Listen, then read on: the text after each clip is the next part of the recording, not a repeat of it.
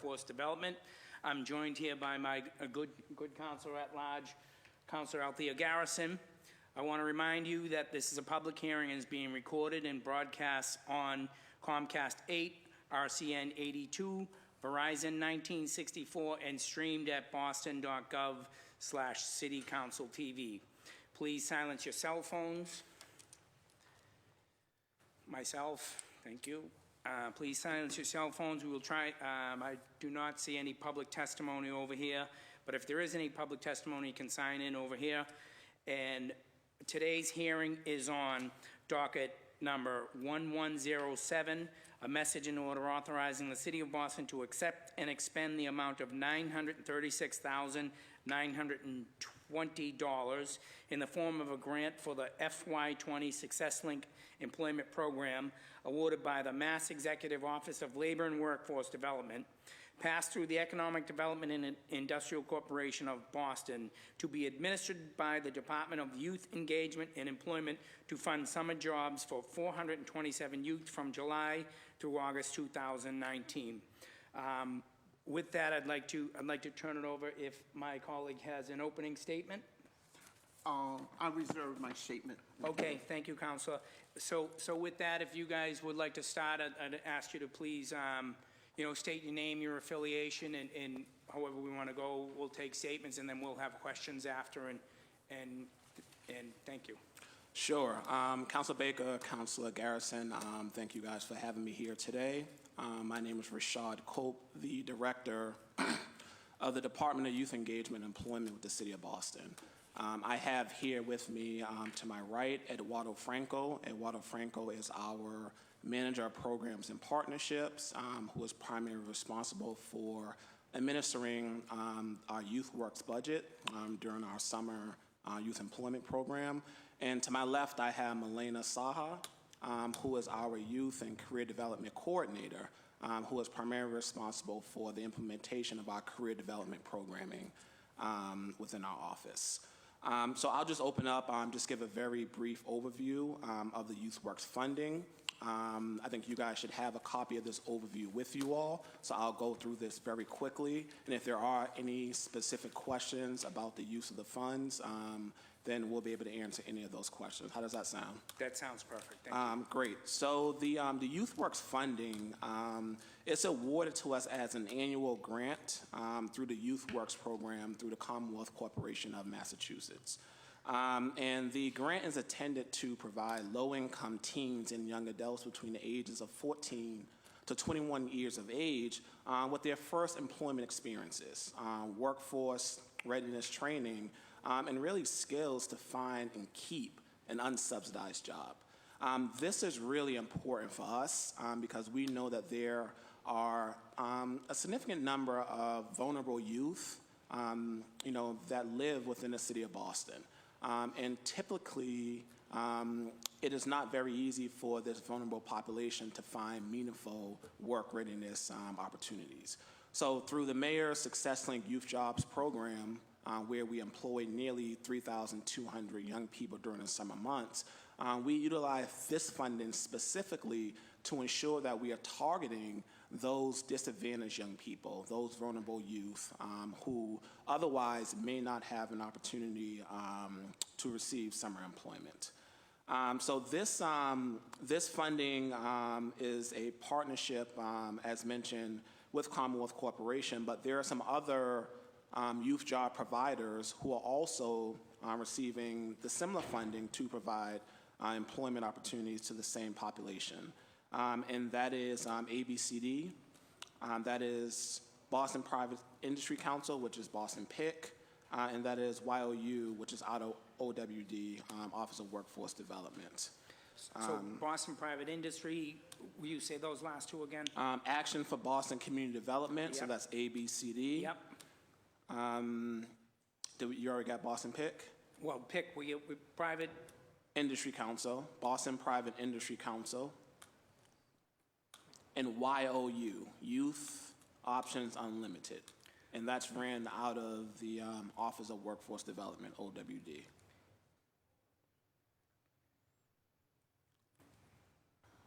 So the way that this funding, the way that the eligibility of this funding works is we are required to, one, serve 20% of our population that are participants through this funding are intended to be vulnerable youth. So that's court-involved, DUIs committed, gang-involved, juvenile, homeless, or being a runaway. So that's 20% of our population.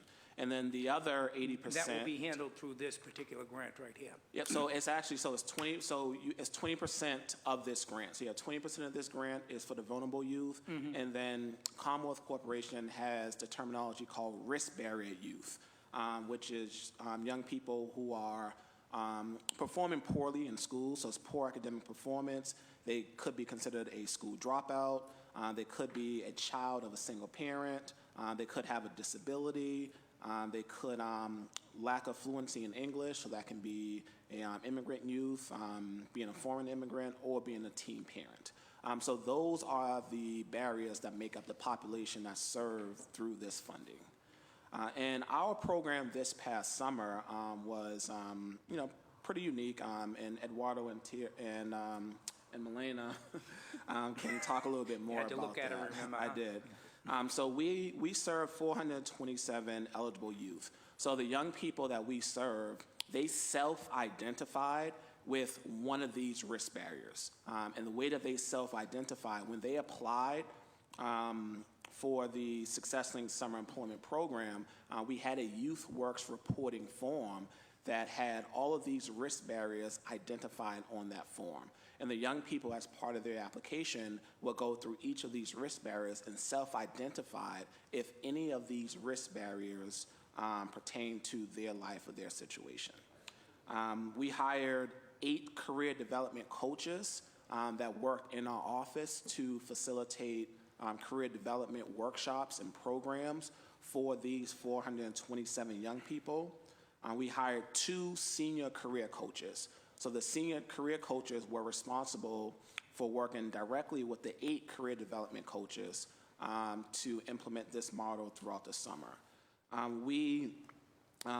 Throughout this grant, the Signal Success curriculum is a mandated curriculum that we are required to administer to the young people, to the youth participants of this funding. And the 15 hours of the Signal Success curriculum are focused on a variety of different topics. You guys have a list of them in front of you. So the young people, they received workshops around effective communication, around professionalism and dependability, around workplace safety, finding, applying to jobs, and a host of other very, very important work readiness workshops. Throughout the program, young people were required to complete a portfolio, which was able to measure their learning strengths throughout the summer months. They also were required to complete a post-program survey that measured their skills, particularly around initiative. Were they able to, did this job help them begin to develop a stronger sense of taking on initiative? Dependability, communication, and collaboration. And then lastly, we also formed 2 very unique partnerships, 3 very unique partnerships through this program this summer. One partnership, which I spoke about during our fiscal year 20 budget hearing, was a partnership with One Love. One Love is an organization that focuses on educating young people about healthy relationships. So the young people that were participants in this program also participated in workshops around healthy relationships and dating, which we know is important for young people as a part of this program. Additionally, we collaborated with John Hancock, the MLK Scholars Program, to introduce young people to EverFi. EverFi is a financial literacy module in which young people would go online and they would learn about credit, about saving, about paying for college, and more. And that's through John Hancock? John Hancock does this currently with their MLK Scholars Program. John Hancock met with us and said, hey, we want to expand this to other young people that are working across the city of Boston. So we partnered with John Hancock to introduce this same curriculum to the young people that are working through our program. So when you say we partner, your office, Youth Engagement and Employment, so you're running your own financial literacy programs now? Correct. Good, Correct. good. Correct. And then lastly, we formed a new partnership this summer with Boston Public Schools. Boston Public Schools had a program called Transition Hope. And Transition Hope was really a program particularly for core and gang-involved young people that attend BPS school. So we partnered with BPS to allow them to employ those same young people that they're working with throughout the school year during the summer months. And these young people participated in our career development program as well. So that's just a very brief overview of just how the funding was used. Again, Eddie and Milena can answer any questions specific to the program since they were responsible for just implementing the work. Do you guys have anything to add to that initial presentation, or should we just do questions? First of all, hi, counselors. Thank you for having us here today. I'm comfortable moving on to the questions. Okay, and you're Also comfortable. okay, good. Thank you. Well, I have a couple questions, and I'll turn it over to my colleague. So what are particularly what are the jobs that, is it still, we always called it the red shirts or whatever color shirt it was, are those the jobs we're talking about? It is parking lots, and will you expand on maybe some of the jobs that are available to the young kids? Sure. So we had a variety of jobs this summer for our youth, just in the entire program, not just for the 427 that were part of this grant. Mm-hmm. Something we strive and we have conversations constantly about how to continue to provide just a diverse number of opportunities for young people. And I think if you look at our pool of partners, I think you will find there is a diverse set of opportunities that we provide. So there is still some, a lot of them are still very much camp counselor jobs, working with children, whether as a peer leader, as a tutor. But there was also other opportunities where young people, for example, we're taught how to teach other people about math through the Calculus Project, which is a new partnership that we have.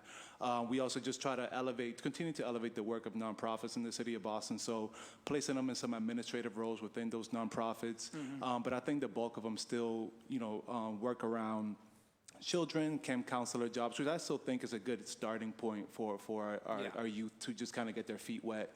But I think as we go forward, we'll continue to try to attract new partners to continue to just give a diverse set of opportunities. So, Council, just to add, so the program has moved away from the Red Shirts model a number of years ago, and the program primarily works with nonprofit community-based organizations. So that's where a lot of the young people are employed at during the summer months. Mm-hmm. And some of the jobs, as you can see here in the overview, is the Freedom House. It's Mothers for Justice and Equality, Roxbury Tenants of Harvard, Bikes Not Bombs, ACEDONE, Catholic Charities, BPS Strive program, which is a program for students with disabilities. So these are just a list of some of the organizations that we partner with to administer this Youth Works program. Do we do any more? Are there any jobs that are within city departments? There are. I don't have the number for you, but I can get the exact number for you. But we do place probably between 20 and 30 young people that work here in City Hall. So those jobs right now are being streamlined through the Office of Human Resources. The Office of Human Resources, they are, I think, meeting with different city departments to get an idea of which departments would like young people to work here during the summer months. And they would assign the young people to particular city departments. Okay. So that is happening. And I think there was one young person, in fact, that may have worked in one of the counselors' offices this summer as well. Oh, okay. So this grant is for $936,000 and whatever else. Have we already spent this money, and is this grant just going to basically pay bills? Absolutely. We've already spent this money. Yeah, I thought so. Yep. Okay. And so what is a little bit outside of the grant, what is your total budget for Youth jobs? For youth jobs, and how many jobs are we providing? Yep, so our total budget for youth jobs is just over $6 million. And we provide nearly 4,000 jobs annually. And the way that we do this is we provide between 3,000 and 3,200 jobs during the summer months. And then we provide anywhere between 700 to 900 jobs during the school year. Oh, okay. And of that 6 million, is that 6 million city budget what the budget office gives you, or is that all in from outside partnerships? Eduardo, I think you do is that 6 million including outside partnerships, or is that all city all in, or is it city all in 6 million and then we have partnerships on top of that? Yeah, so it's 6 million of the city's budget. And then this funding will be used just to offset some of those costs. Okay. And that's what this funding is being used for. So do we get any private money? So we don't, but there are other streams, there are other organizations, Office of Workforce Development, they may get some private funding. The PIC, which is not a city entity, as you're aware of, there are some private dollars that come through them. So we're not essentially getting private dollars through our program. However, this summer, what we did do is we work with and we're still hashing this out, we initiated a partnership with the Office of Economic Development in our attempt to pilot a real estate pathway program to begin to introduce young people to careers in real estate. So there were some private dollars that came in from some of those real estate companies, but that was for only about 6 young people, so that we can begin to see, if this pathway model works, and if there are ways in which we can replicate it for the years ahead. And so outside of dollars, are there commitments or partnerships with organizations that may not necessarily give us dollars, but say we'll take six young people in the office? Are there any opportunities like that? Not with private companies.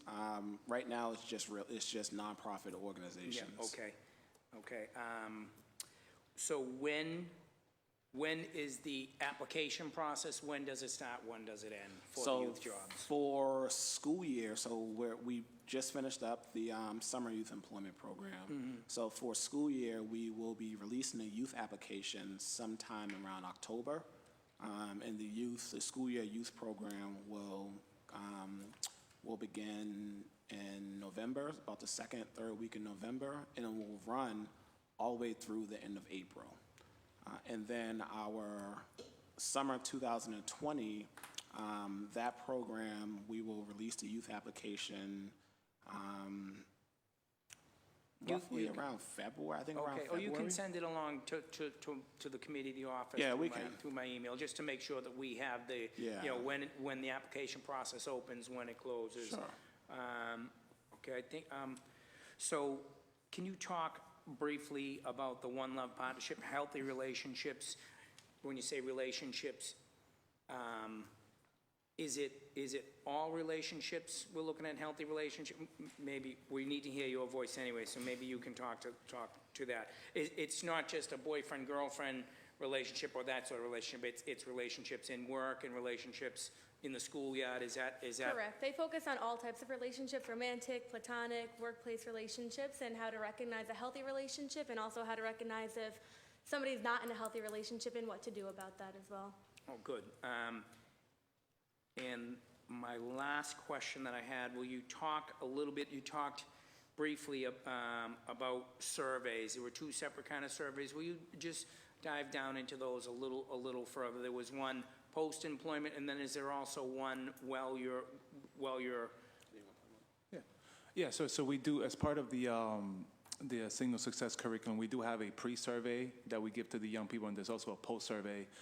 Just asking about some of the areas that Rashad just mentioned about dependability, initiative, and also they get to grade themselves and their own personal growth on this survey to kind of see where they were at when they started the summer as opposed to how they ended it across those same areas. And then we also have a survey that comes out of our office that is in collaboration with Alicia Monestino out of Northeastern University, in collaboration with all the other partners, youth employment partners here in the city, the Boston PIC, ABCD, MLK Scholars, and I believe that's it. This has been an ongoing survey that happens every summer around youth jobs that measures some similarities, but also measures just what would happen if the youth didn't have a job, what other opportunity they might have, or if they feel like they just wouldn't have any at all. Yeah. So we do both of those surveys. And are the young people open to taking surveys? Like, is it work to get them to do the surveys, or they Well, they they're just both- do them? they're- Is it a part of employment?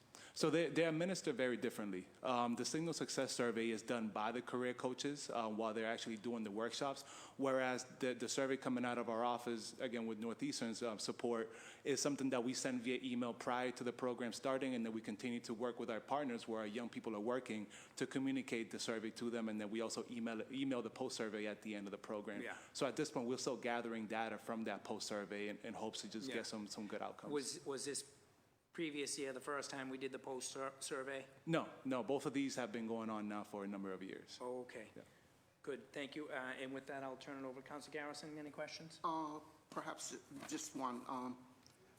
You stated that 427 eligible youth is required for this program? I'm sorry, say that again, Councilman? You stated that 427 eligible youth. Yes. Who determines who get picked for the program? So the youth self-identify as part of the application process to the program.